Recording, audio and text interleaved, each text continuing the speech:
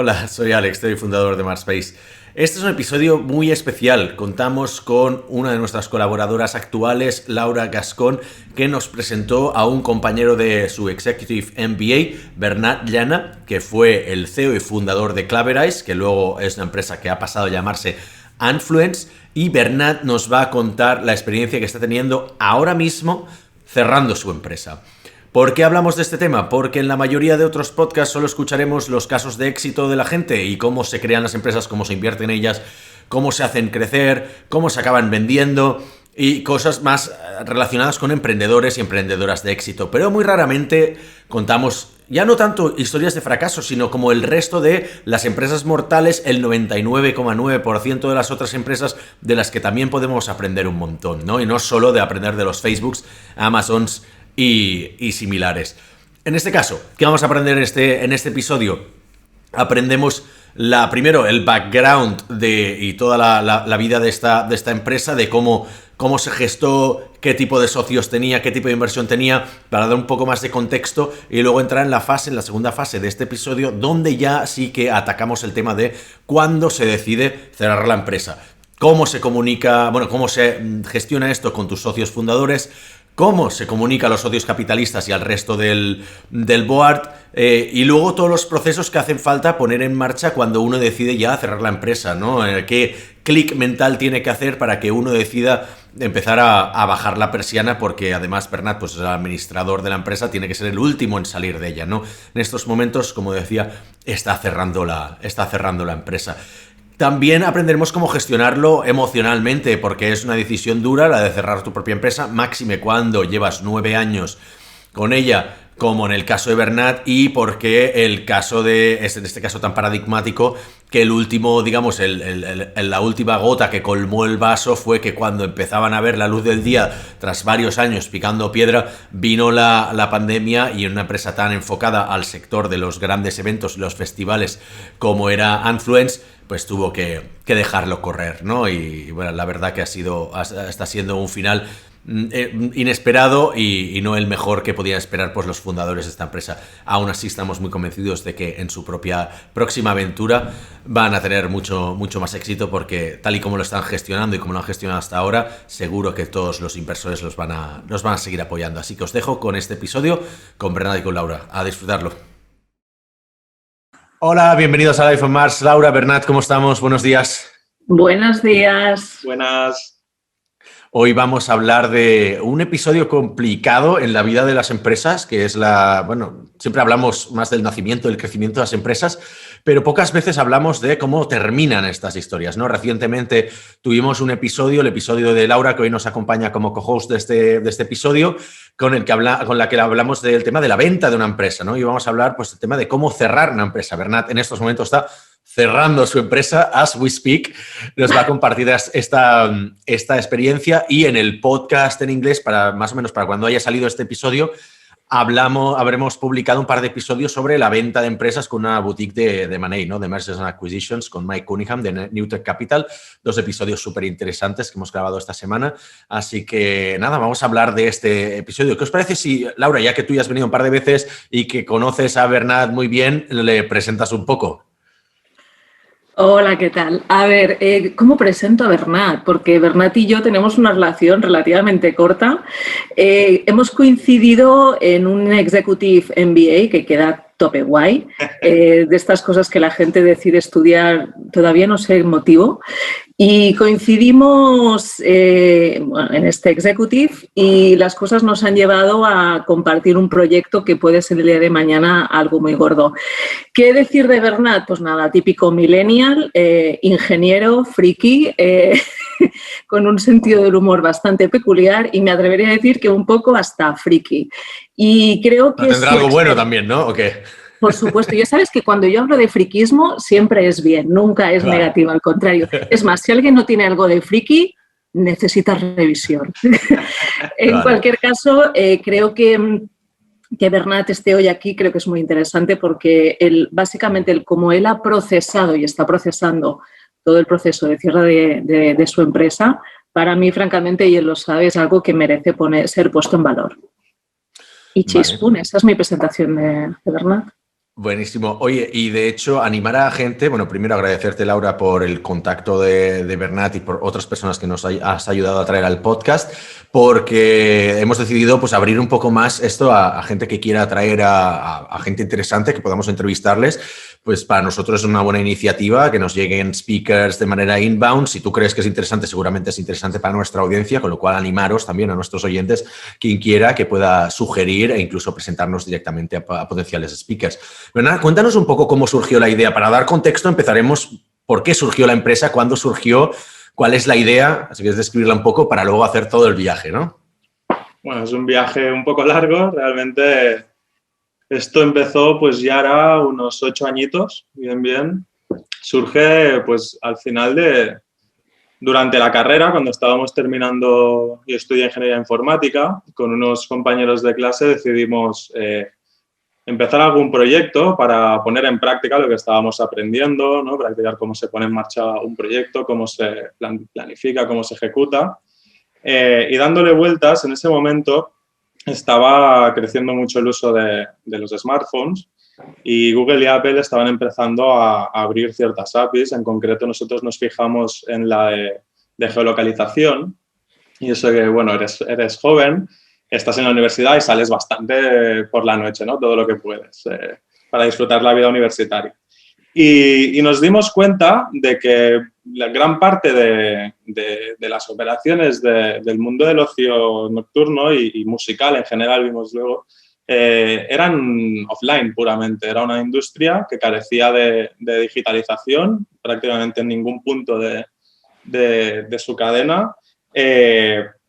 Y era una industria que corre muchos riesgos, invierte muchísimo dinero, esperan retornos relativamente bajos en periodos de tiempo muy cortos. Entonces vimos ahí una posible relación o una oportunidad en cuanto a aprovechar ese crecimiento del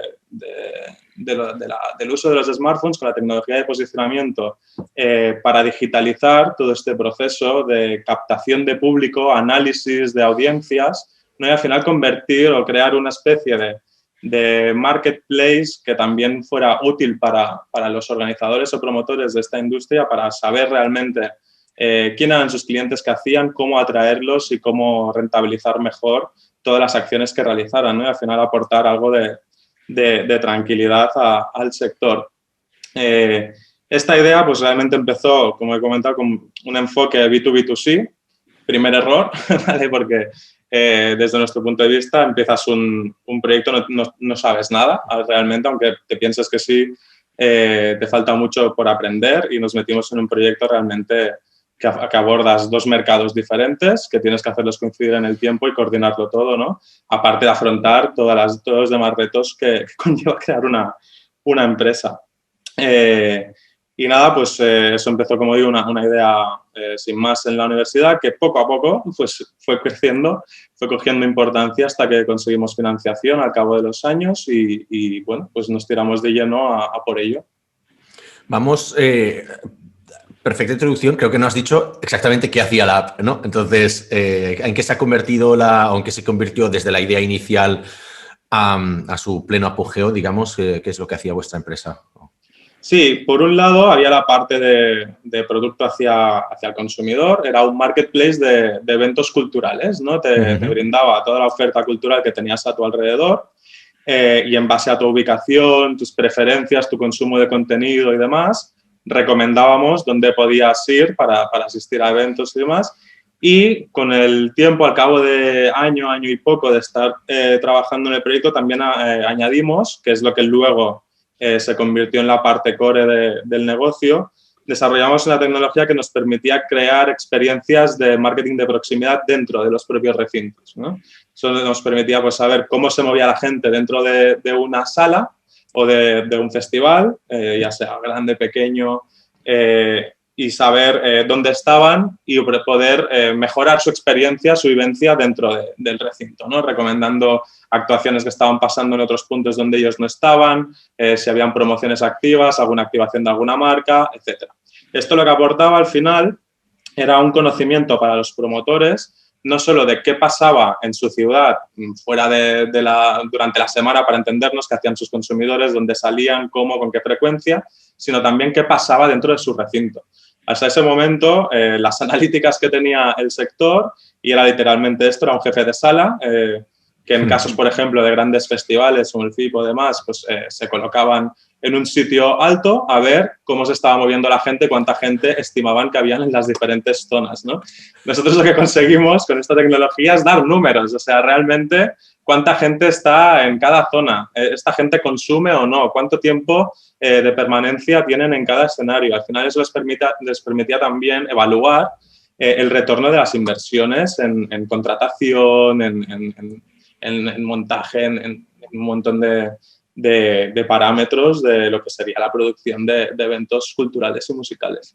Vale, por la parte de dentro del evento, ahí no, por la parte de la promoción de los eventos, de la agenda, calendarios, etcétera, etcétera, entiendo que competíais con Fiverr, quizás, ¿era uno de los principales competidores? ¿O? Claro, una de los retos que tuvimos que afrontar era cómo desmarcarnos o cómo comunicar correctamente la diferenciación versus las tiqueteras al uso o aplicaciones, como bien tú comentas, simplemente de marketplaces de ocio, ¿no? Nosotros empezamos precisamente un poco con esa idea, pero muy rápido cambiamos hacia la tecnología de posicionamiento y sí que tuvimos un tiempo donde estábamos a caballo entre las dos percepciones, ¿no? No tanto lo que queríamos nosotros ejecutar, sino lo que percibían los clientes. Vale. Y una de las cosas que has mencionado, en la que me gustaría hacer bastante hincapié, porque los compañeros de viaje iniciales puede que no coincidan con los finales o puede que coinciden mucho tu viaje, es decir, quiénes eran tus socios y cuándo entraron los inversores en la empresa, ¿no? Y en qué formato entraron, porque eso quizás nos ayudará más en la segunda parte del podcast. Sí. A ver, nosotros empezamos, me he comentado, 4 amigos en la universidad. Cuando terminamos la universidad no estábamos tomándonos demasiado en serio el proyecto aún y todos menos yo decidieron pues, empezar a trabajar en empresas, en grandes corporaciones o empresas tecnológicas que estaban creciendo mucho y centrarse en ello y abandonar el proyecto, ¿no? Entonces tuve un tiempo que seguí desarrollando yo solo la tecnología hasta que por el camino me crucé con el que fue y es mi socio aún, mi fundador, que Laura conoce también, David Alonso. Le expliqué la idea, le conseguí liar y fue con él quien empezamos a desarrollar en serio el proyecto y con el que fuimos a buscar financiación, la primera parte de financiación, ¿no? Realmente hemos sido él y yo quien hemos estado desarrollando el proyecto finalmente. ¿En qué formato entró la financiación? O sea, ¿ya hicisteis primero una ronda pues, triple F, imagino, o fue más... ¿Hicisteis crowdfunding? ¿Qué tipo de financiación habéis recibido a lo largo de los años? Sí, al principio, a raíz de hablar con un par de incubadoras, descubrimos todo el mundo de la financiación pública, ¿no? Y lo que nos dimos cuenta que al final todos estos mecanismos de financiación pública pues te aportan primero una gran ayuda para empezar si consigues que te concedan la ayuda como tal, pero también sirven como un punto de validación, ¿no? Y de dar credibilidad al proyecto delante del ecosistema inversor, de incubadoras, etcétera. Entonces, pues decidimos probar suerte y presentar el proyecto en ese momento al Ministerio de Industria y Turismo y bueno, pues nos concedieron la ayuda con un importe pues, sustancial y como habitualmente se hace en este tipo de ayudas, pues lo condicionaron a conseguir una parte de financiación privada. Entonces, en ese momento y gracias a la ayuda que nos brindó una incubadora de Barcelona Activa, presentamos el proyecto a pequeños business angels y sorprendentemente de manera muy ágil conseguimos pues la parte de financiación privada que nos solicitaba Emprendetur en este caso. Y nada, pues entonces fue eso, una gran parte de financiación pública apalancado con una pequeña parte de financiación privada. Yo con vuestro permiso, porque vais a mucha velocidad, se nota que sois millennials, Dos cosas. Uno, respecto a la pregunta que hacía Alex, ¿no? De, ostras, cuando decides arrancar un proyecto que al final es tirarte a la aventura y asumir riesgos y aceptar que puede pasar de todo, para lo que se necesitan complementos en la mochila, no voy a entrar en qué. Yo creo que es muy interesante para aquellos que no lo saben la lectura de un libro que es un poco ya viejuno, pero creo que es muy chulo, que es El libro negro del emprendedor, de Fernando Trías de Bes. Que para mí es súper relevante dos aspectos que dice el libro, ¿no? Uno, lo primero de todo, tener muy claro cuál es la energía que te arranca a desarrollar un proyecto, si es por necesidad o es porque hay un fuego interno que te empuja a que lo hagas. Y la segunda, sobre todo, la elección de quién te va a acompañar, que es un poco lo que has pasado muy por encima y de manera muy correcta, Bernat, respecto a las personas que inicialmente estaban comentando contigo la posibilidad de arrancar el proyecto y finalmente la persona que decidió, o porque está más loco que tú, no lo sé, casarse profesionalmente contigo y arrancar. Entonces yo creo que es interesante, sobre todo antes de arrancar nada, por lo que conlleva después, hacer un pequeño stop, breathe and go. Y yo creo que este libro puede ayudar. Y segundo, hay una duda que siempre me surge cuando escucho las historias de arranque de startups, de cómo conseguimos la financiación. A ver, yo es que me intento imaginar, tengo una idea, fenomenal, tengo mi super PowerPoint con la idea. Vale, ¿cómo empiezo la búsqueda de dónde está el dinero, con quién tengo que hablar? ¿Cómo lo hicisteis en vuestro caso? Porque yo sé que tú eres un buscador de recursos natos, pero claro, ¿cómo lo hicisteis? A nosotros al principio, y esto se dice mucho, ¿no? Que dinero hay muchísimo para buenos proyectos, ¿no? Y no tan buenos también.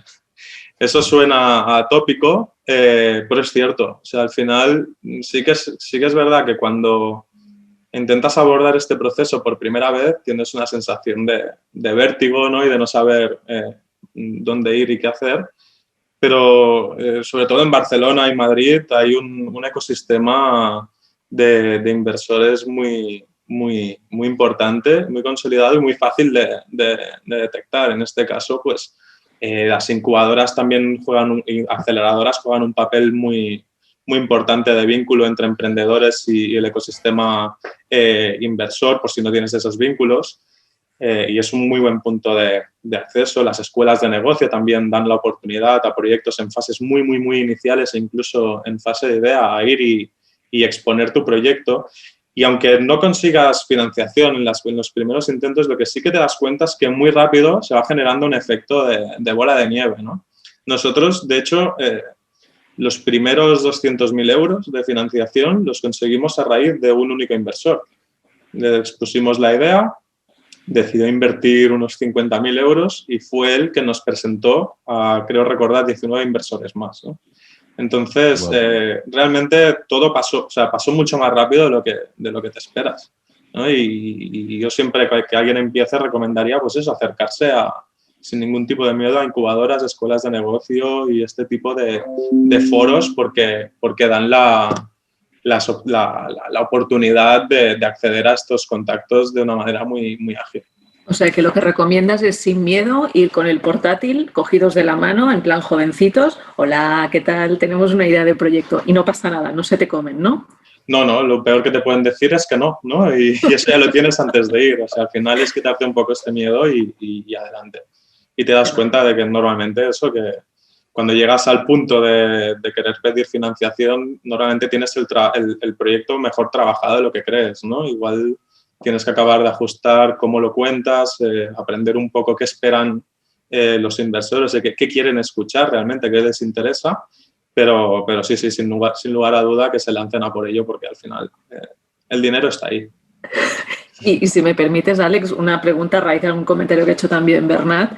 Decías, la primera ronda vino uno y nos presentó 19, pero yo creo que es interesante que entres a cuántos inversores llegasteis a tener y, no sé, reflexiones al respecto. Porque es que eso iba a preguntar yo. No es lo habitual que un inversor te presente a 19 otros inversores y todos metan pasta. O sea, eso es un caso rarísimo, ¿no? Sí, ¿no? O sea, uno sí, a veces... Hemos acabado siendo 43 socios. Sí, ¿todos en la misma cap table para que nos entendamos o había algunos sindicatos? Vale, o sea que... Con todos los pros y sobre todo contras que conlleva eso. Sí. Vale, de hecho iba a preguntar sobre eso. O sea, ¿fue la única financiación que levantasteis, fue la inicial o qué otros tipos de financiación, cuánto habéis levantado en total durante todos estos años? Para saber cuántos socios habéis tenido. Sí, en total rondamos 43. del 1.200.000 euros y lo hicimos en 3 rondas y media, por decir algo. Vale. Todas ellas hemos seguido un poco la misma estrategia de intentar apalancar todo el capital privado que conseguíamos con financiación pública. ¿Vale? Por al final rentabilizas mucho más las rondas y sí, han sido, pues lo que te digo, tres rondas, casi 4. Vale, para entrar más en materia de cómo ha ido el viaje, ¿no? Ahora que tenemos un poco la perspectiva de dónde surgió la idea, cómo la madurasteis, el cambio de socios, el tener 43 socios capitalistas, ¿no? En ese sentido que tendrá sus pros y sus contras, que si quieres podemos analizar eso también. Hasta el momento quizás el momento de más crecimiento de la empresa, ¿hasta qué punto llegasteis a operar, digamos? ¿Cuánta gente había llegado a ser? ¿Cuánto había llegado a facturar? ¿Cuántos festivales o eventos gestionabais para dar más dimensión de todo? Pues nosotros realmente estuvimos desarrollando la primera versión del producto que hemos comentado antes hasta finales de 2017, principios de 2018, con el enfoque B2B2C, cuando nos dimos cuenta de que el producto nos costó mucho primero desarrollarlo tecnológicamente, o sea, nos centramos mucho en construir y no tanto en validar, luego fuimos cambiando un poco la mentalidad y hubo un punto donde nos dimos cuenta que realmente donde tenía valor nuestra tecnología era durante el evento y también los consumidores, los clientes, teníamos problemas de retención, pero el uso durante los eventos era muy elevado. Y también no teníamos problemas de comercialización, ¿vale? Porque el hecho de que sea un marketplace, y sobre todo hace unos años ahora empieza a desaparecer esta percepción, los clientes siempre querían tener una aplicación propia, ¿no? Y que los datos fueran suyos y estar seguros de que nadie podía acceder a ellos y demás. Entonces, juntando todos estos ingredientes, decidimos hacer un pivote hacia un enfoque puramente B2B. ¿Vale? Hacer una marca ad hoc, una aplicación ad hoc para cada cliente. O sea, lo que hicimos es industrializar el aplicativo B2C que teníamos para que se pudiera personalizar automáticamente para cada cliente y focalizarnos en los servicios o la propuesta de valor que ofrecíamos durante los eventos. Ahí es cuando realmente dimos un gran salto. Pasamos de facturar prácticamente nada a empezar a facturar ya relativamente mejor, para decirlo de alguna manera, de contentar un poco más a los inversores y nos dio acceso a grandes clientes. De hecho, en la última fase del proyecto, finales de 2019, principios de 2020, justo post-COVID, pues estábamos trabajando con clientes como Sonar, cerrando negociaciones como World Congress y grandes empresas de turismo de Barcelona, por ejemplo. O sea, estábamos en un punto pues realmente interesante. De hecho, renombrasteis la empresa, ¿no? Es Anfluence, ¿no? Sí, quisimos cambiar todo, que empezar. O sea, ¿Por qué vino esta decisión? Hemos estado haciendo y pasamos de llamarnos Claverize a Anfluence y focalizarnos realmente en lo que hemos comentado. ¿Eso fue porque cambiasteis el approach de B2C a B2C2B a B2B? Menudo trabalenguas. Sí. O sea, cambiamos el modelo de negocio. Como dicen algunos, B2B. B2B o B2C. Lo digo porque hay que, ya que estamos en el podcast en castellano, incorporar un concepto. Perdón. Pues sí, en el marco de este pivote fue cuando cambiamos incluso la marca. Sí. ¿Por qué fue? O sea, ¿realmente era para dar una nueva imagen, para empezar desde cero o porque en B2B se exige otro tipo de lenguaje, de nombres de empresa, de páginas web, tenía que ser conceptualmente distinta? ¿Qué es lo que os hizo hacer este cambio? Sí, o sea, en parte influyó el lenguaje, la imagen que queríamos brindar a los clientes, pero sobre todo, y para ser sincero, era para empezar de nuevo, desvincularnos realmente de lo que habíamos estado haciendo. Y también porque, o sea, muchos de los clientes que ya teníamos seguíamos trabajando con ellos. Entonces, para nosotros era una manera de dejar claro, ¿no?, que era un enfoque totalmente distinto, una vía, o sea, la estrategia de monetización era otra, el trato con el cliente era otro, o sea, para nosotros era un punto y aparte y aprovechar en ese proceso para también pues, mejorar ciertas cosas de la marca, ¿no? Vale. Y en este punto, ¿cuánta gente llegasteis a ser? Sí, en cuanto a equipo, nosotros hemos llegado a ser unas 15 personas, ¿vale? 12 dentro del equipo, más algún freelance y algún colaborador. Pero sí, llegamos a ser 15. ¿Y qué tipo de perfiles, aparte de David y tú, que erais los co? Sí, principalmente teníamos dos patas. La parte de ingeniería, que era relevante, teníamos 6 personas, y el resto entre marketing y comercial. Claro, por la tipología de producto, ¿no? Sí. ¿Y qué tal la relación con los perfiles marketingianos? Porque, claro, el perfil ingeniero es muy peculiar y el de marketing también. Claro, todos juntos en un mismo espacio. ¿Qué tal? Es interesante. es interesante, incluso divertido. Sí que son muy diferentes, pero no, muy bien, muy bien. Una experiencia brutal, ¿no? Y yo personalmente es de las mejores cosas que me llevo, ¿no? El venir de una experiencia laboral como ingeniero, como desarrollador de software, que estuve haciendo 3-4 añitos antes de empezar puramente con la empresa, y ponerte en un equipo realmente multidisciplinar, donde todos al final tienen una visión transversal de la compañía, intentas arrancar algo con gente tan distinta a la vez, ¿no? O sea, ves cómo piensa cada uno, cómo lo enfoca. O sea, es muy enriquecedor, muy divertido, a veces estresante, pero muy guay, muy guay. Y aparte, yo creo que en este momento es cuando empezaste, tú en tu caso que estabas como co-founder y CEO, ¿no? ¿Entiendo? Sí. Supongo que en este punto es cuando empezaste a darte cuenta de mierda, ¿qué hago aquí en mitad de 43 inversores con los que me tengo que relacionar, 15 personas que tengo que gestionar de 2 perfiles totalmente diferentes? Con uno me entiendo, con los otros me cuesta un poco, pero son buena gente.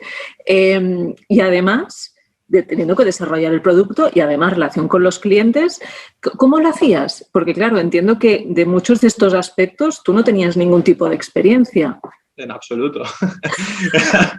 En absoluto. No, a ver, es un gran reto. No sé hasta qué punto, si hubiera sabido a lo que me enfrentaba, hubiera empezado el camino, porque fue interesante, ¿no?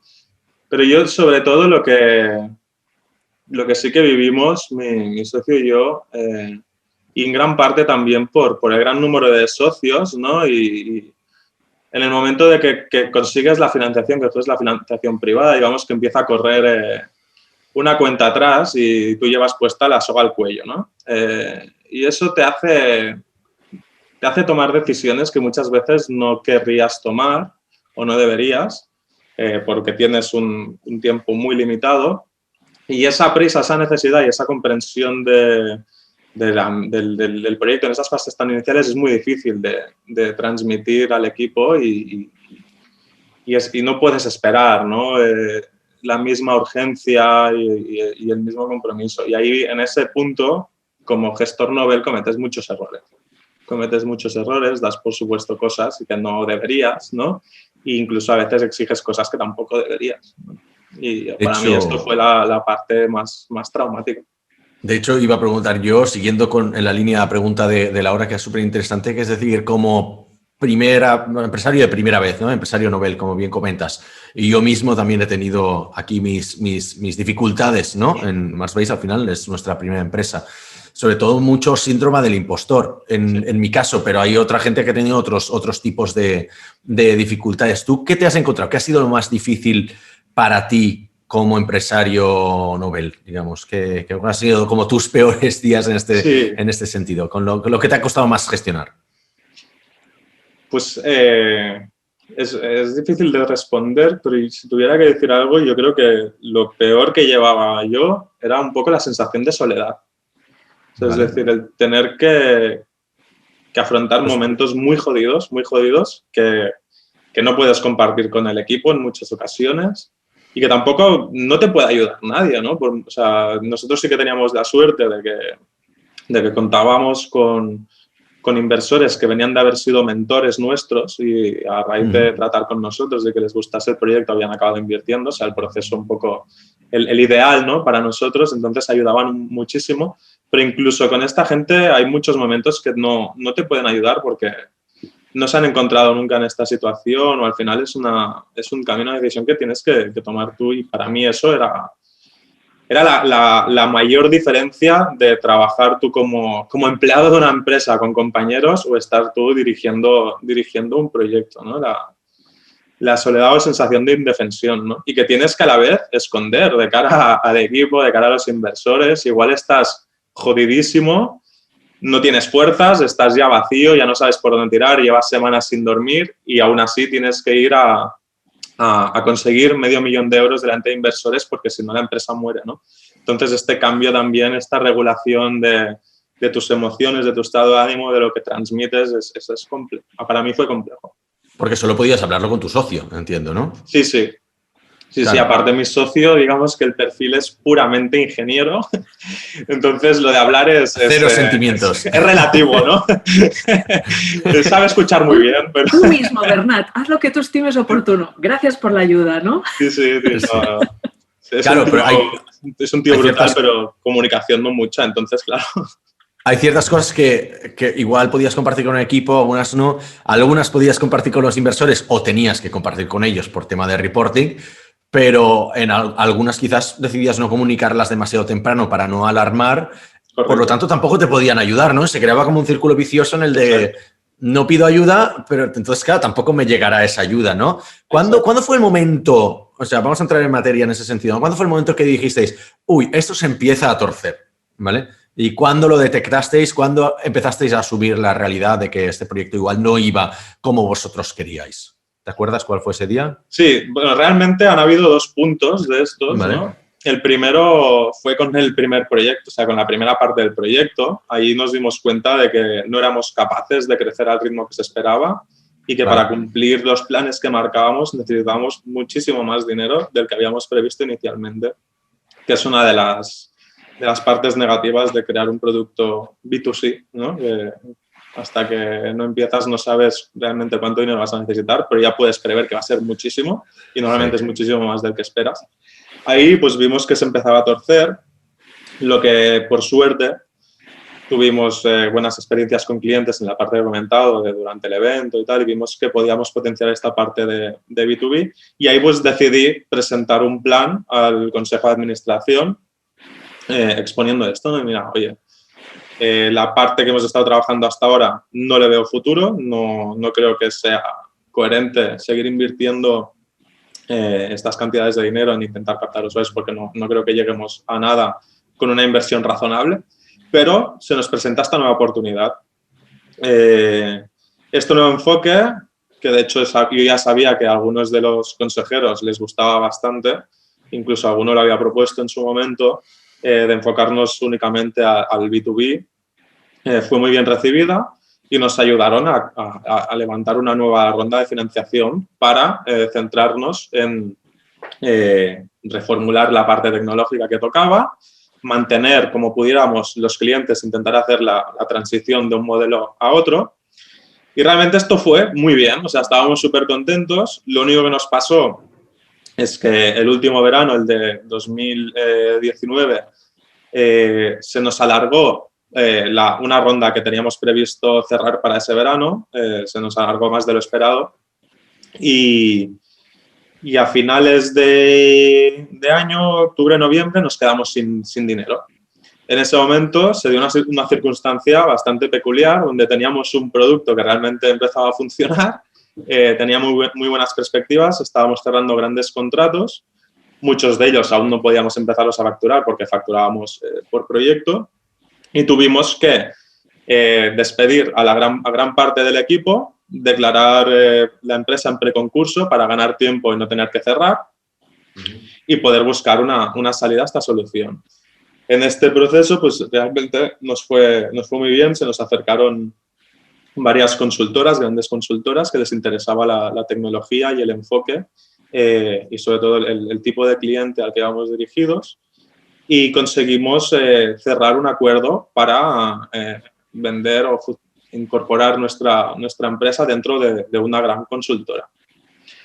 Esto estaba yendo muy bien hasta que lo de cuando... Eso, un segundo, antes de entrar en eso, Vale. ¿por qué se alargó la ronda? Porque a veces se dice mucho eso, se alargó la ronda, y nadie da detalles de por qué se puede alargar una ronda, ¿no? O sea, ¿qué pasa? Que es alguien a mucho commitment, pero luego no acaban pagando los inversores, o gente que se sale de preacuerdos, o no sé, ¿sabes? O, ¿por qué motivo se puede alargar una ronda de financiación? Porque es algo en lo que yo mismo no tengo la respuesta tampoco. Ya, es que es lo ¿sabes? que te iba a decir, no te sabría responder exactamente por qué es, ¿no? Nosotros Vale. todas las rondas anteriores realmente fueron muy bien, fueron muy rápidas y esta se atrancó un poquito. Entiendo también, yo creo, lo achaco a que nosotros ya llevábamos varios años con el proyecto, habíamos levantado varias rondas de financiación, eso al final lo que hace es, por un lado, complicar el cap table, como tú bien has dicho, ¿no? O sea, a nuevos inversores no les gusta ver ahí mucho caos, mucho follón de inversores por el medio. Eso también te obliga a subir el precio de las rondas, ¿no? Y nosotros lo que estábamos buscando era financiar un pivote, ¿no? Vienes o sea, en un mismo proyecto que relativamente has fracasado porque o sea, el primer enfoque no funcionó, estás cambiando, sí que arrastras cierta cartera de clientes y tecnología, pero está claro que gran número de esos inversores y de la valoración pues puede ser que no estén justificados y que sea simplemente un problema histórico, ¿no? Yo creo que ese fue uno de los principales motivos. Vale, no hubo nada de alguien que pues no haber encontrado como un inversor grande, no haber cerrado toda la inversión o que algún inversor se retrasara pagando. No, yo en este sentido estoy súper contento con la mayoría de nuestros inversores. De hecho, siempre nos apoyaban y eran los primeros cuando decidíamos abrir una ronda, que ellos ponían la primera parte del capital para demostrar el compromiso y facilitar, ¿no? La toma de decisiones de los nuevos inversores. Y en ese sentido, muy yo, si me permitís, un poco para tratar de buscar un porqué de este tipo de situaciones. A ver, yo creo que a veces nos olvidamos que el inversor, y yo creo que, Alex, tú tienes una persona que constantemente estás en contacto, Luis Cavides, que tiene claro, hay inversores que tienen claro cuál es su rol y hay otros inversores que no lo tienen. Entonces, si nos ponemos en lo que es por naturaleza un inversor es una persona que ha decidido, en lugar de jugar a bolsa, dedicar ese dinero a otro tipo de bolsa, ¿vale? Por lo tanto, él no sufre la premura o no premura o necesidad de liquidez o no liquidez. Entonces, yo creo que esto afecta a la hora de cuando yo tomo la decisión a cuando la ejecuto, porque al final el inversor no está en la gestión. Realmente, eso una. Y dos, que seguramente tiene varias participadas. Y tercer elemento, que yo creo que también es interesante, la época del año. Normalmente, yo no sé vosotros, pero las épocas de junio, julio, así como diciembre, la gente se apoyarda, con perdón de la expresión. Es decir, es como, caramba, la toma de conciencia de que el año ha empezado hace ya unos días y me queda muy poco, porque además voy a hacer vacaciones y hasta octubre no seré efectivo. Entonces, yo creo que con esto lo que quiero incorporar que al final los inversores, a pesar del rol que tienen, que no tienen la premura, segundo, son personas y por lo tanto cometen torpezas. Entonces, yo creo que es interesante en ese sentido aprovechar un poco y pararnos un segundo, si me permites, Alex, en el concepto del error. Porque, claro, en el momento que comentabas, ¿no? O sea, presentamos a consejo la toma de decisión de, chicos, vamos a hacer un pivotaje, vamos a dejar este foco, nos vamos a enfocar aquí. Y yo creo que es interesante entrar en eso porque al final es admitir públicamente o sea, la hemos cagado, o el entorno ha cambiado y la solución que estábamos proponiendo no tiene sentido. ¿Cómo se vive ese momento del error? Porque al final, lo que decimos, ¿no? El no poner la inyección en el momento adecuado puede considerarse un error por el impacto que tiene después, pero una toma de decisión de cambio de dirección también se podría considerar un error. ¿Cómo lo vivisteis vosotros esto de, hostia, tío, la hemos cagado? Bueno, a lo mejor no sentisteis eso, ¿eh? Sí. A ver... También para emprender yo creo que tienes que estar muy preparado para asumir que la vas a cagar mucho, o sea, en muchas ocasiones, ¿no? Eso es así. O sea, realmente empezar un proyecto y que el primer día tengas clarísimo lo que vas a estar haciendo al cabo de 5 años y que todo lo que tú has planteado sea un éxito, no sé si habrá pasado alguna vez, ¿no? Normalmente... O sea, que aquí lo que recomiendo es de todos aquellos que tienen un problema de tolerancia a la frustración y son exigentes, perfeccionistas, que se dediquen a otra cosa, por ejemplo, a recoger setas, ¿no? Correcto, sí. Sí, no, porque aparte si no lo vas a pasar muy mal, ¿no?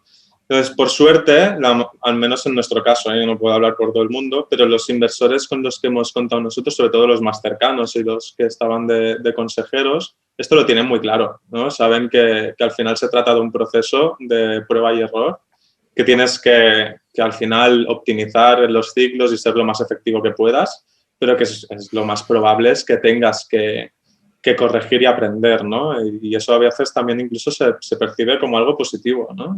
Ostras, se han dado cuenta de esto tal y han conseguido, ¿no? Han descubierto realmente una dirección válida.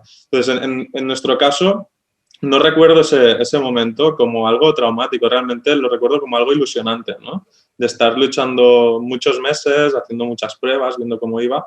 Y pues ese sí que para mí igual fue el momento, ajá, de verdad, no el primero, sino ese, ¿no? Decir, ostras, llegamos ya 2-3 años, hemos luchado mucho, hemos fracasado en parte, pero hemos aprendido un montón y ahora sí que nos vemos preparados para tirar adelante y hemos dado, o parece que estamos dando en una tecla, ¿no? Que funciona. Para mí fue algo muy guay. Y en una de esas luchas, que antes te he interrumpido para preguntarte por el tema de los inversores, estabas contando que estabais llegando a un acuerdo con una gran consultora, que eso sería, entiendo, pre-COVID, ¿no? Sí. Y ahí se torció otra vez la historia, ¿no? Si puedes reseguir. Perdona, que te he interrumpido ahí, pero digo, me interesaba hacer hincapié en la parte de la ronda de financiación porque es algo en lo que para mí es un sector completamente opaco el tema de la financiación. Pero bueno, recuperamos el hilo. Y en esta parte también comentar que una de las claves para buscar financiación es si consigues saber los diferentes tipos de inversores o fondos, qué es lo que buscan, te facilita mucho la vida, ¿no? Porque realmente el feedback que dan muchos de ellos cuando te dicen que no o cuando te están pidiendo datos no concuerda con realmente su estrategia de inversión que subyace, ¿no? Entonces, para ti esa información es crucial. Y ahí sí que pierdes mucho tiempo, porque igual cada vez que contactas con un inversor y que se interesa, es, ostras, vale, mándame la presentación del proyecto, vale, ahora mándame los datos financieros, ya no sé qué, hostia, va, vente a nuestra oficina y nos conocemos. Ha vuelto a venir que tenemos otro, que te vas a conocer con el analista de no sé qué para que le cuente, igual te pasas 1 o 2 meses hablando con un inversor y no llega a nada, ¿no? Entonces, estos tiempos también, cuanta más información tienes, más capaz eres de acortar este tiempo. También por lo que dice la Laura, ellos no tienen prisa. O sea, de hecho, el tiempo solo juega en contra tuya, ¿no? Cuanto más tiempo pase y más jodido estés, más barato van a poder entrar en tu proyecto también. Claro. Eso es un punto a tener en cuenta. Entonces, un poco la lucha de tiempos, de información. Yo hago un pequeño matiz simplemente porque este proceso que acaba de describir Bernat desde el punto de vista de relación con inversores, no perdamos el foco que también es el proceso de venta con un cliente. Es decir, un proceso de venta, y tú lo sabes mejor que nadie, Alex, de proyectos, no es una venta rápida, es un proceso que luego tienes que medir el ratio, ¿no? De los que acaban siendo sí, los que acaban siendo no. La diferencia quizás entre un cliente y un inversor es el tema del sentido de urgencia, simplemente. No era simplemente hacer un apunte porque creo que es importante no perder de vista que al final cambia la persona que está al final, pero el proceso prácticamente es el mismo. Sí, es un proceso de venta 100%. Es un proceso de venta 100%. Tuvimos un episodio con Cristina Vila de Cledara en el que explicaban cómo hicieron el fundraising, pero planteado desde el punto de vista estratégico de como si fueran a hacer ventas, ¿vale? Exacto, y tenían su pipeline, su CRM para inversores, todo un playbook para cada tipo de inversor, con lo cual yo no he hecho nunca fundraising y espero no hacerlo jamás en la vida, pero me lo imagino así, o sea, yo me lo imagino como, pues bueno, pues voy a tener que vender. Decías, lo mismo, construimos un Excel enorme con inversores, fondos, demás, intentando vislumbrar estos datos que te comentaba, porque al final si no te encuentras, y alguna vez nos ha pasado, no pudimos evitarlo, de que igual estás 1 o 2 meses haciendo reuniones con un inversor, arriba y abajo, gastando tiempo, viajes, que si AVE, que si avión, tal, no sé qué, para que al final te acaba invirtiendo 3.000, 5.000 euros, ¿no? Entonces, claro, tú echas números y dices, hostia, esto no nos ha salido. Lo que he gastado versus lo que ha puesto versus el equity que le estás dando, ¿no? En plan, aquí algo ha salido mal, ¿no? Pero bueno. Yo, Alex, si te parece, vamos al momento otra vez dramático. Tratemos de recordar ese momento, finales de febrero 2020, falta de liquidez. ¿Qué pasa ahí? Para la gente que se haya olvidado, ¿qué pasó ese mes? ¿No? Exacto, tú allí como corriendo, mira, veo la meta, están a punto de hacer una firma de contrato con inyección y de repente ¡pam! Llega ¡Pam! el COVID. Ni más ni menos. Nosotros estábamos debatiéndonos entre la vida y la muerte, ¿no?, del proyecto. Llegamos a un acuerdo con una gran consultora que nos quería comprar el proyecto. Para ello había que hacer una pequeña inversión aparte, por nuestra parte, bueno, no tan pequeña, para limpiar deudas, bueno, cosas que nos pedía la consultora, poder salir del preconcurso, contratar abogados para todo el proceso y demás. O sea, hicimos un desembolso para poder llevar a cabo el proyecto, lo que legalmente igual no estaba del todo bien atado, ¿no? Total, que el día que teníamos un par o 3 de días de reuniones en las oficinas de esta empresa para acabar ya de ultimar los últimos flecos legales, con todo el acuerdo ya tomado, digamos, los grandes rasgos, cuando decretaron el estado de alarma a causa del COVID. Esto a mí me pilló en las oficinas de esta gente, ¿no? Entonces dijeron, oye, ¿qué ha pasado esto? Nos dicen que tenemos que irnos todos a casa. Creo que no sé si era un jueves o un viernes, no quiero recordar. Digamos, no os preocupéis, que el lunes, pues cuando sepamos ya un poco qué está pasando y qué hacer, lo retomamos y tiramos adelante. De momento vosotros seguid haciendo con los abogados lo que hemos hablado, tal, que sin problema. Y ese lunes no llegó nunca. Así rápido, ¿no? Con el boli. Oiga, ¿no teníamos que firmar algo? En la puerta estábamos ahí en plan, oye, pero esto, no. Pero bueno, nos llamaron, de hecho, legalmente podían hacerlo, ¿no? De retrasar el acuerdo. Nos llamaron, ostras, con todo lo que está viniendo, vosotros os dedicáis al sector de los eventos, va a ser un sector tocadete, que no sabemos qué va a pasar. En ese momento, me acuerdo, en estas conversaciones me decían, hostias, que igual hasta julio, agosto no se va a celebrar ningún evento. O sea, ese era el escenario, ¿eh? Sí, muy optimista, por otro lado. Sí. Para ellos era como lo peor que podía llegar a pasar. Pero decían, bueno, Bernat, espérate, nos esperamos un par de semanitas, déjame que lo hable otra vez con el comité y tal, y lo vemos, y a ver cómo lo podemos arrancar. Cuando pasan estas 2 semanas, oye, mira, que hemos parado todos los proyectos de inversión, la mayoría los hemos cancelado y vuestro y otro están ahí en stand-by, pero necesitamos pensárnoslo un poco más. A todo esto nosotros también seguíamos desarrollando las soluciones para los proyectos que teníamos cerrados para el verano y demás. Seguíamos sin liquidez, ¿no? Como ha dicho Laura, pues seguíamos empujando, trabajando tanto para este acuerdo como por los clientes. Y ya, pues a mediados de abril, nos llamaron y dijeron, oye, mira, que no lo vamos a hacer. Asumimos las cláusulas que habían para poder romper el contrato, tal, pero es que no vamos a tirar adelante. Entonces ahí sí que fue un jarro de agua fría, ¿no? Veníamos de sufrir mucho, después de trabajar mucho, ver que casi cierras, te digan, ostras, realmente lo has conseguido, te vamos a comprar la empresa, lo que conlleva, ¿no? A nivel económico, a nivel laboral también, que te incorpores a una gran empresa con un puesto muy interesante, que puedas desarrollar lo que ha sido tu sueño durante los últimos 5 o 6 años, y de un día para otro, pues no, que te digan, no tienes nada. O sea, de hecho, estás más arruinado de lo que estabas antes. y ese fue, pues, un momento muy, muy, muy duro para nosotros, y sobre todo nosotros lo pasamos muy mal a nivel personal, aunque luego, porque hubo inversores que hicieron desembolsos importantes para que esto se pudiera llevar a cabo, ¿no? Sin ningún tipo de garantía, y perdieron el dinero en cuestión de semanas. ¿No? Y eso, pues, ostras, yo me llevé una gran carga encima, ¿no? Aunque al final es una empresa y se tomó la decisión entre todos, pero yo lo viví algo a nivel personal muy, muy duro. Claro, a ver, para los inversores. Y además. Respeto total, para los inversores al final, pero es su juego, en verdad. Sí, o sea, sí. Inversor asume un riesgo, porque si no quiere asumir el riesgo de invertir en startups, pues tampoco va a tener el beneficio de que alguna le vaya muy bien, ¿no? Entonces, que invierta, pues, en ETFs, en cosas un poco más seguras, ¿no? Pero el riesgo vuestro, o la gestión psicoemocional que hicisteis de todo del proceso ahí, o sea, ¿en qué momento ya de todo este proceso tan convulso ya viste que la última línea de vida ya se cortaba y decir, vale, ahora ya sí lo asumo hay que cerrar la empresa y cómo lo hablas con los socios, cómo lo comunicas con los inversores, cómo haces todo este proceso de gestión y si desde este momento ya empiezas a ver como un countdown, ¿no? Es decir, quizás ya tenías un countdown porque tú ya ibas con inversión, pero un countdown más claro de decir, hostia, yo ya sé que esto dentro de 6 meses voy a bajar la persiana, ¿no? ¿Cómo gestionas todo este proyecto a nivel emocional?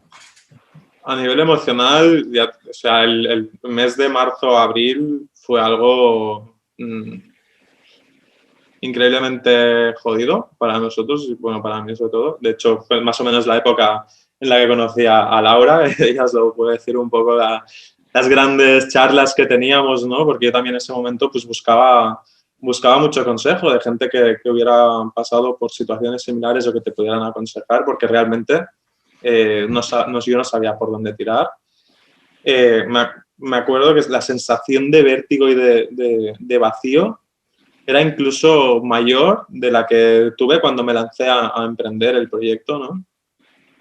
Y pasó algo bastante curioso. Nosotros en ese momento, cuando empezaba todo esto del COVID, realizamos un análisis muy concienzudo de lo que creíamos que podía pasar, leíamos mucho sobre qué decían los expertos, analistas y demás. Y al final llegamos a la conclusión de que dada nuestra situación de liquidez y las previsiones que venían por delante, no seríamos capaces de tirar adelante. De hecho, nosotros convocamos un consejo de administración. Fue de lo peorcito que he tenido que hacer, donde me preparé una presentación para justificar el cierre de la empresa. O sea, era todo lo contrario de lo que había estado haciendo hasta el momento, ¿no? Pero había socios que nos proponían de poner algo de dinero, intentar aguantar. Yo no me veía con corazón de pedir dinero porque no creía en ello. O sea, no... También considero que es correcto lo que tú dices, ¿no? Los inversores vienen a jugar, es una parte muy pequeña del patrimonio, ellos saben el riesgo que corren, pero al menos yo a nivel personal no lo vivía así, ¿no? Te sientes como en deuda con los inversores, ¿no? Y yo lo pasé mal. Y ahí se giró la situación, porque el consejo, digamos que en cierta manera no aceptó esa realidad y nos forzó un poco, o nos guió a intentar alguna salida, ¿no? Ostras, si esta gran consultora se había interesado y habíamos cerrado el acuerdo, ¿por qué no buscar otra, ¿no? Vayamos a intentar vender el mismo proyecto a otras consultoras, aunque sea a precio de derribo, busquemos una salida. Y esto nos llevó pues, a estar de abril a octubre, noviembre, prácticamente, pues haciendo algo en lo que ni yo ni David creíamos, que no le veíamos futuro, que todas las respuestas que nos daban cuando íbamos a picar a todas las puertas era la que esperábamos ya. Y, ostras, esto es muy interesante, si cuando pase todo esto venid a vernos, ¿no? Pero claro, tú dices, es que es normal que no nos inviertan, es lo que esperábamos. Y fue unos meses pues muy complicados porque te sientes encadenado y obligado a hacer cosas que no quieres y que no crees en ellas, que es lo peor, ¿no? Y de hecho, que quería destacar una de las ventajas precisamente de empresas sin inversión es el hecho de no tener un consejo de administración. O sea, somos nosotros mismos, somos los fundadores, ¿no? También tiene sus cosas malas porque entonces quizás pues no tienes inversores o una red extendida de gente que te pueda ayudar precisamente porque tienen una involucración directa en el patrimonio y les va un poco de patrimonio en ello, ¿no? Entonces les interesa que os mantengáis a flote. Pero en ese caso... No digo que fuera vuestro caso en particular, pero hemos escuchado más de una vez en el que el consejo de administración, el board, te fuerza a hacer cosas en las que tú no crees. Creo que no hay nada peor que forzar a alguien a hacer algo contra su voluntad, ¿no? Si tú ya has perdido total esperanza, creo que tiene más sentido que tú pactes una salida digna, devuelvas lo que puedas o que quedes bien con todo el mundo, porque el mundo este es muy pequeño y realmente tú has dicho, ya te han invertido más de una vez cuando hicisteis el pivotaje, con lo cual es interesante mantener esa buena relación y es muy probable que a la que vayas a montar otra cosa vayan a invertir en los mismos si has quedado con una buena reputación, ¿no? Entonces, a nivel de reputación, ¿cómo gestionaste tú esta situación y cómo saliste de estos meses de negociación con grandes consultoras? ¿La relación se mantuvo con los inversores? ¿Sí, no? Sí, sí, o sea, total. Yo ya es que esta duda de hacer bootstrapping, o sea, no buscar inversión o buscar inversores, yo sí lo pongo en una balanza.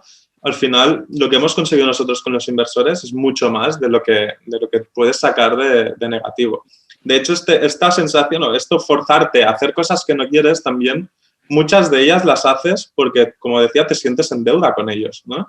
Ostras, claro. Yo no tengo ese capital, ¿cómo puedo remar por el proyecto? Bueno, pues voy a estar X meses sin cobrar, luchando por el proyecto y haciendo todo lo que pueda, ¿no? Aunque tú no creas mucho en ello, pero es que no, lo sientes así, es lo que quieres hacer. Nosotros, en ese sentido, nos hemos visto muy arropados por los principales inversores que teníamos y, de hecho, yo creo que fue un acierto el intentar reflotar la compañía en ese momento, ¿sí? Que no lo conseguimos, porque esa reputación delante de los inversores yo creo que nos ayudó a mantenerla, ¿no? Y incluso a ganar un punto de credibilidad, porque es que literalmente luchamos hasta el final, hasta que ya no podíamos más, literalmente. O sea, ya no tienes dinero, ya no tienes recursos, no hay opciones a las que agarrarte y nosotros aguantamos hasta ahí. Entonces, la parte de relación con los socios muy bien, lo que pasa que sí que en el momento de pasar de comunicar ciertas cosas en el consejo, en nuestro caso, tener que hacer una comunicación a los 43 socios y tener que convocar una reunión donde tienes que explicarles a todos que, oye, esto se ha acabado y empezar a gestionar las dudas de cada uno de ellos, en plan, hostia, yo no creo que se haya acabado, intentad esto, ¿no? Ya lo hemos hecho, oye, ¿por qué no tal? No, ya lo hemos hecho, oye, y si esto lo arrancamos de aquí 3 años, oye, ¿sabes? O sea, tú ya has tomado una decisión, es un momento jodido y empezar a lidiar con 43 socios en uno de los peores momentos de tu vida, pues es bastante duro, ¿no? Por suerte, prácticamente la gran mayoría, ninguno ha puesto problemas, todo lo contrario, han estado muy agradecidos y de lo que hemos hecho hasta entonces y incluso en la parte final. O sea, yo estoy agradecidísimo con todos los inversores, la mayoría de inversores que hemos tenido. Y oye, a los que no hemos tenido buena relación o han intentado poner palos en las ruedas del proyecto, pues simplemente esperar no cruzarnos nunca más con ellos en nuestra carrera profesional y ya está, y sin más. Yo sí, si me permites, Bernat, porque lo vi como espectadora esta fase y además, claro, en esa época que las relaciones eran meramente, prácticamente como ahora, ¿no? Analógicas. Yo recuerdo varias cosas. Cuando Bernat nos contaba, ¿no? De situaciones con el consejo y tal, yo creo que lo que mejor representa cómo se vive ese momento son los GIFs que tenemos todos a disposición en los móviles, sobre todo aquellos de las caras de... Porque realmente es en estos momentos cuando, ostras, lo que decías tú, yo me acuerdo el día que presentaste la presentación para, oye, tenemos que cerrar, que es que era como, es que no lo han entendido. Pero ¿qué parte no han entendido de que estamos en situación de COVID, la actividad no se va a poder desarrollar, estamos sin falta de liquidez, estamos sin un duro? O sea, ¿qué más quieren, qué más necesitan? Entonces, yo creo que en estos momentos es cuando aflora dos cosas importantes, creo yo. Uno, el nivel de profesionalización o no del inversor y, por lo tanto, de tener claro cuál es su misión y cuál es su función y qué tiene que aportar o no, porque al final no perdamos de vista, el inversor no es gestor, el inversor tiene que confiar en las decisiones que toma, en este caso, quien tiene las llaves de la empresa, que en este caso eras tú. Y segundo, yo creo que, y lo achaco también un poco al shock que nos supuso a todos el estar confinados, la falta de sensibilidad. Es decir, falta de sensibilidad con la propia situación. Es como, ostras, estos chavales están sin liquidez, se están estrujando la amígdala, la tecnología es compleja, por mucho que queramos darle una vuelta y aprovecharlo en la situación de ahora, ¿no? De, o sea, control de afluencia, los espacios públicos, etc., etc., si no hay personas y la tecnología es compleja, que aquí también se demuestra, ¿no? La falta de conocimiento a veces de la propia tecnología de la empresa. Entonces, a mí lo que me pareció más interesante durante esa época, y creo que para los que nos están escuchando, creo que es una muy buena recomendación, que en esos momentos cuando parece que la vida se acaba, el sentido del humor es crítico y es clave. Y sobre todo, como decía Bernat, buscar personas a tu alrededor que estén más locas que tú y que te ayuden a descojonarte, con perdón la expresión, de lo que te está pasando. Porque realmente son momentos de película. O sea, estás desenterrando un muerto, estás enmerdado hasta arriba, no quieres que te pillen y dices, ¿qué es lo peor que me puede pasar? Y se pone a llover. O sea, son situaciones son situaciones de este tipo, y realmente yo he llegado a la conclusión de que cuando te pasa algo así es porque el señor universo es un cachondo, primero, y segundo porque creo que está convencido de que esa persona por alguna razón está preparada para gestionar esa situación. Y para mí lo último y lo más relevante es sobre todo a pesar de los pesares, el cómo rascar en lo más profundo para encontrar ese punto de ilusión que se tuvo al principio del proyecto para decir, oye, esto no es el final de la vida, esto simplemente es un proceso con principio y final. Y en el caso de Bernat, ha sido y es un psicópata, porque incluso estando en esa situación de presión que le recibía por todas partes, lo único que tenía en la cabeza es, bueno, ¿y cuál es el siguiente proyecto? ¿Y cuál es el siguiente proyecto? Y es como, a ver, chico, ¿te quieres parar un poco, por favor? Entonces, yo creo que esto es importante de trasladar, que sobre todo cuando se gestiona un proceso así desde la aceptación, desde el aprendizaje, desde, ostras, mirar todo lo bueno que me llevo y sobre todo sentido del humor. Yo creo que esto es clave para sobrevivir e incluso para vivir bien una situación así y no convertirte en un Walking Dead.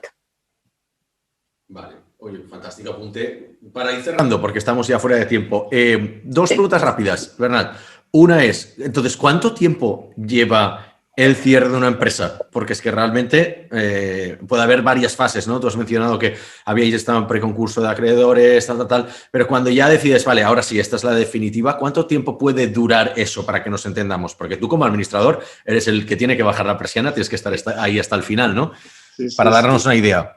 Pues mira, nosotros empezamos la parte, claro, hay una parte que es interna, ¿no? Con consejo de administración, luego junta de accionistas, cuando se toma la decisión ya empezar la parte más ejecutiva de cerrar con los abogados y demás.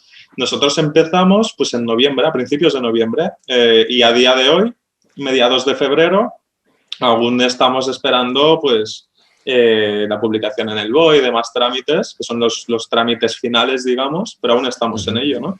Y aún haciendo gestiones legales. O sea que bien, 3-4 meses puede alargarse, dependiendo de la situación, incluso más, ¿no? Nosotros tenemos la suerte de que podemos hacer un concurso de acreedores abreviado.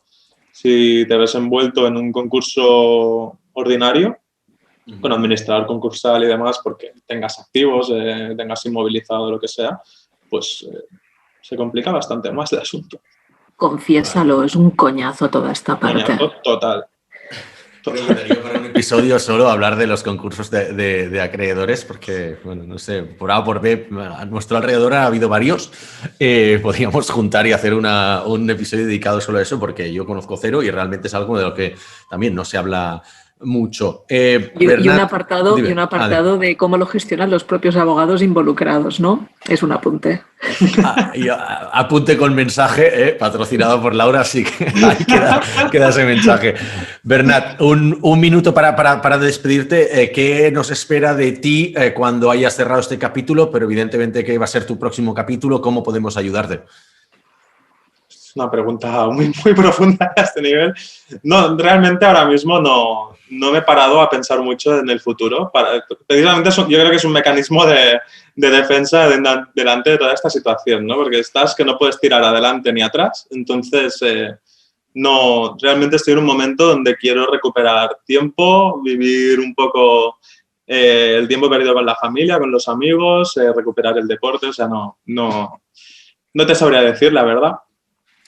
Bueno, pues podemos dejarlo aquí. Evidentemente, su suerte con lo que te quede del proceso y evidentemente estaremos atentos a ver tu próxima aventura porque seguro que no solo vas a recibir el apoyo de la mayoría de los inversores, sino de mucha más gente que has encontrado a lo largo de estos 9 años de camino. Gracias, Bernat. Gracias, Laura. A vosotros. Gracias a ti.